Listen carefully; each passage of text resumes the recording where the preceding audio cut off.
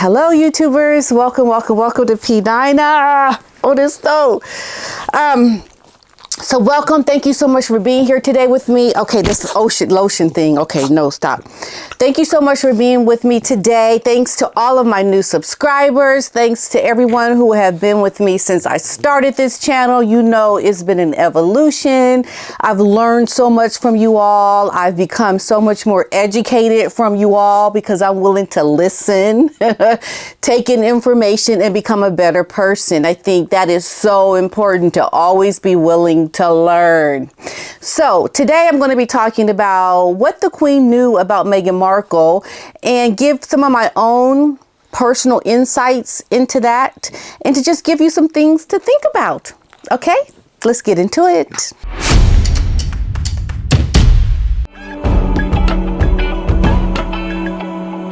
So first I want to show you this really quick little snippet video, because Harry and Meghan they got mocked, or they got made fun of again on SNL. Let's take a look at that. NBC has announced plans for a spin-off to the hit series Suits, which will be set in Los Angeles. It will focus on Meghan Markle's character's struggle to balance her legal career while also caring for an unemployed immigrant. Isn't that just great? Isn't it just great? They're getting mocked, and Harry is being thrown shade all the time about being unemployed. You know, Meghan's taking care of this unemployed immigrant now, and I think it is hilarious that they are getting mocked all the time, as they should, because it is setting the tone.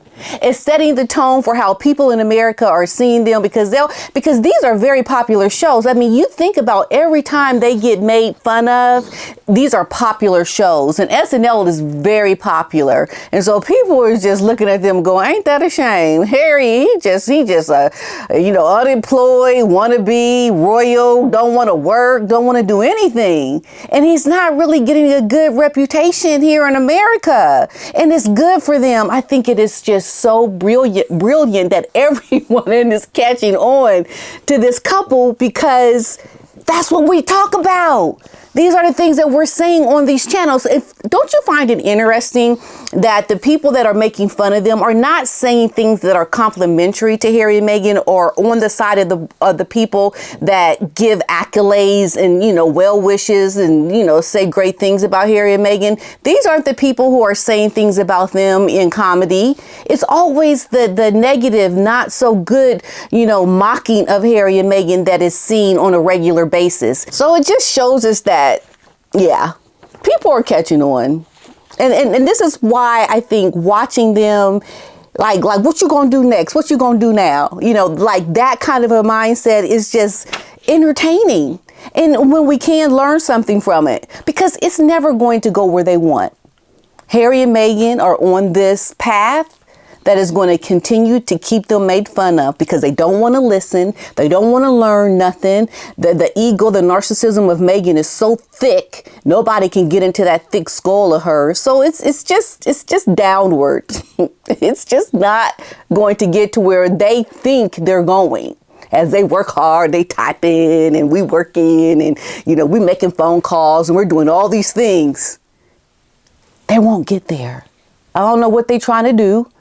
But until they wake up to the reality of their own stupidness, it's not going to happen. And this is why seeing them be made fun of on our very popular shows here in America is a good thing. It keeps people laughing about the reality of this couple. Okay, so with that said, I want to briefly speak about how hypocritical Harry and Meghan are, because they have done some really bad things in terms of how they treated the royals, how they bullied, I think, the Queen, how they bullied Prince Philip. They continue to bully the royal family to this day. They want to come out and they want to be these advocates around social media and bullying. They've come out with this letter to Congress about, trying to be advocates for people, protecting our children and protecting them when they're online, which I believe leads us to them wanting to have a hand in our freedoms of being able to say the things that we want to say. Now, we all agree that young people should be protected while online against nefarious information, very explicit pictures and things, are people doing things that are very harmful. We all are in agreement that that should not be happening. But I think the level in which Harry and Meghan are trying to have their hand in this, social media, is to take away our rights and our right to criticize them, because they can't handle the truth. Harry and Meghan, especially Meghan, cannot handle when people say things that are truthful that they do. And they want to have a hand in trying to have these freedoms taken away from us. And until they learn how to have their own fans stop bullying people, and how they themselves can stop bullying people, no one's really listening to them. It's like almost the hypocrisy of what they're trying to do with our legislation here in the States against what they've already done to the monarch, bullying her for money and bullying the royal family around these alleged racist remarks and all the things that Harry and Meghan have done. What I find interesting is what the Queen actually knew about Meghan. Now, the Queen has been reported in there's this new book coming out. It's talking about some things that the Queen knew. And one of the things that she said, which I have mentioned actually on my channel in the very beginning. So I was like-minded with the Queen, actually, when you think about it. The Queen said she had made only one remark about Meghan and Harry's wedding, and which was that the bride's Givenchy wedding gown was too white. It was too white. It was blinding. It was too white. But why would she say that? Why? Well, because, it's not appropriate. Okay, now we know that I'm sure a lot of people who have been married more than once have worn a white dress. Okay, that's you, your private ceremony. It's you, your family, your guests. But the difference is with Harry and Meghan, they're getting married on a very public global stage. And we look at our culture and our traditions. And, usually white is worn for a specific reason. It's not just because you're getting married, oh, you wear white. No, there's a history behind, why the color white. White is for the brides, and it symbolizes purity. It symbolizes innocence. So in the monarch's view, it's not appropriate for a divorcee getting remarried in a church to look quite so flamboyantly virginal. Look, woman, you're not a virgin, okay? You're not even almost virginal by being with just one man. You're so off the mark of being a virgin that think of a time when you were virginal. Like, your virginity has left the mark a long time ago. So don't come out now years later in your 30s, your late 30s, trying to be in this virginal white. You don't deserve to wear virginal white. You're not even still close to when you were a virgin. You so far gone from being a virgin that you seriously perpetrating with this white wedding dress. And the Queen knew it. Here in our Western culture specifically, okay? And you think about the traditions of the royal family, they're going to do things much bigger and more grand. I mean, the bride is going to have this really long train. And she's going to wear white because it symbolizes just new beginnings, freshness, pure, virgin. It symbolizes these things. Now, we know most women today are not virgins. They're not virgins. I don't know what has happened, but I think, what I think. So, but you have women that are wearing white that have been married the first time. And usually the tradition is that you wear a neutral color, a pastel color, something off-white to symbolize, okay, I ain't tripping. I know this is not my first wedding, so I'm going to play appropriately into the tradition and culture of our Western society and not wear something that is so blinding white to symbolize something pure, because we know Meghan Markle ain't pure. The girl is not pure as nothing. And it hasn't been for a very long time with the things that we know about her and these allegations, allegedly these things that we know. Especially when you have rumors about you doing things on a boat and you got the nerve to walk out in a white dress, symbolizing something that is a lie. That is a lie. Okay. And I think it is so intuitive of the queen, the late queen, to realize, that's a white dress. Why is she wearing a white dress? I mean, the girl has been married before. Some even say twice before. And so the perpetration of her coming out in this white dress with this long train and a veil, symbolizes something that is a fraud. It's like you can see the fraudness of that woman coming down the aisle. And the other thing was this, that the queen was not happy about Prince Charles at the time walking Meghan down the aisle. And she didn't really like that either. So these are some things that are going to be coming out in the new book. And I think, why is Prince Charles walking you down the aisle, now our king, but why walking you down the aisle when you should not even be walking down the aisle? As far as I'm concerned, they should have just opened up a door and you walked out and stood next to Harry. But we all know the debacle with all of that and what happened, which was very unfortunate. But it's like the queen was in tune with something that just wasn't right. She knew that I'm not sensing something good coming. And I think that's why we have this very famous photo of the queen looking at Meghan in the way she did, because it tells us that something is off kilter. Something just ain't right about this woman. And the queen knew. The queen knew that this is a woman who wants to come out with the false pretense of who she thinks she is and who she thinks we should see her as.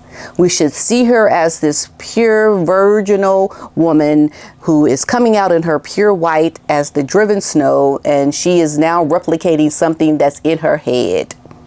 But the queen was like, too white. And why is my son walking you down the aisle? That is inappropriate. And the other thing that she didn't get to do, which sometimes it gets, pushed to the sidelines, but the queen did not also allow Meghan to walk down the aisle on the carpet, the red carpet. She had no carpet. She had the dust. She had she had her connection to the floor on the ground. There was nothing special, because usually there's a red carpet that goes out or a blue carpet that shows that you are given special attention to walk on this special carpet that not everyone is allowed to walk on. The queen did not allow her to have that either, as she should not have. So as she walked down the aisle, her dress was getting dirty, because that's the symbolism of the person in which Meghan is representing, a dirty bride. A dirty bride that does not allow her to have the carpet to protect her from the dirty dust of the ground, And every time I see her walking down that aisle without a carpet, I'm reminded that she was not afforded something that she wanted. She even wanted that. Allegedly, it was said that she wanted to have that red carpet, and she was not allowed to have that, as Catherine was allowed to have it. And so she couldn't get some things that Catherine got. Now, we know in the end, they ended up allowing Meghan to marry into the royal family. They did afford her certain things that even Catherine did not get. So, the whole idea that people think the queen was racist and that they didn't like her, it's nonsense. They really did give Meghan the benefit of the doubt. But at the end of the day, my friends, at the end of the day, Meghan showed us who she really was when she decided to walk down that aisle in a veil, in a long train, in a blinding white dress. We saw the perpetration coming, and it proved us right. Everything that we said during the beginning days of this marriage, and how she came out and how she acted up about wanting a certain tiara that the queen did not give her. The queen put her foot down, as she should have. And because she could not take it, because she wanted to have everything that she wanted, the queen smacked it down like, no, you're not getting this, as you should not, because I'm the queen, woman. And the queen says what happens. And Meghan could not respect it. That's why ever since she's acted out, she's treated the royal family horribly and made up allegations about them, did nasty things to the royal family that will never really allow her to come back into the fold of royal life ever again the way she was welcomed in. And that's, you know what? Thank you to the queen for the things that you have done, the late queen, the things that she has done. When she put her foot down to Meghan Markle, the queen was on to her. And this is why I think her expressing that, letting it be known, because the queen was very good at just like you didn't know where the queen was coming from. But this, I find interesting that this was the one thing that she knew. She had to say something. She had to say something. The late queen was like, this is so off the mark, even I have to say something. And she's the queen who was very much known for keeping her feelings internal. She never hardly ever let people know what she was thinking or doing. But this was the time that she did. She let it out because it was that egregious. It was that egregious that we know that the queen thought that. We can look and tell, yeah, the queen knew. And good for her, because we all thought it. And we all applaud the queen for even saying it, because even now, Meghan should understand that, yeah, they knew what she was all about then. She can think now that, yeah, they knew where I was coming from. Dang. You know, she's probably mad that people kind of figured her out. Well, yeah, you know, just try to keep it real. You could have looked beautiful in a very simple dress like Camilla. When Camilla, our queen now, got married to Charles, it was her second wedding. She looked beautiful in her wedding gown. And you have to be authentic to what your reality is, even if you don't like it. Just owning things for what they are, not for what you wish they were. This is one of those situations where she just should have owned it. Look, I don't deserve to wear white. And I think people would have been a lot less harsh on her, even the queen, the late queen.